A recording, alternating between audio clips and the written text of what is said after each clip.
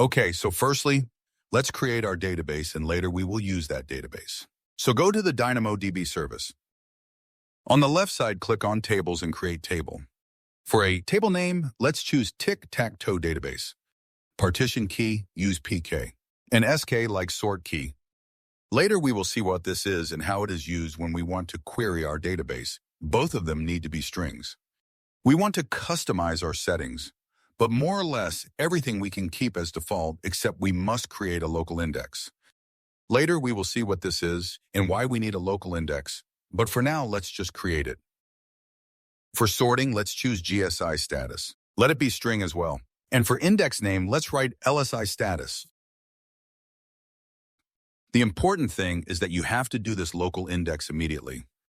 You are not able to create a local index after creating the database. Don't look at this estimated cost. Your account has for 1 year at least 25 read capacity units and 25 write capacity units, so it will be free for you. So create table.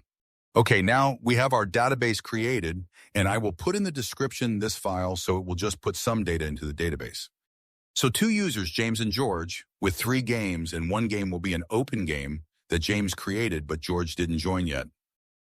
The second one will be the game they are playing at this moment, and the third game will be the game they finished. So it is not the best code, and we will learn how to do it better.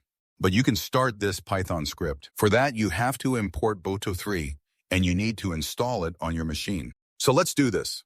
I want to use it within the virtual environment, but if you don't want to, that's fine as well. Install Boto3, and of course, firstly, you need to source into this virtual environment. Then, install Boto3, and of course, you have to have configured AWS credentials. Let's wait a few seconds and run Python setup DB. Great. Now we can go to our database, explore table items. We have our users and our games here. After that, we will query this, and after that, we will understand why we have that local secondary index, and also we will create a global secondary index, but it is possible to do it later.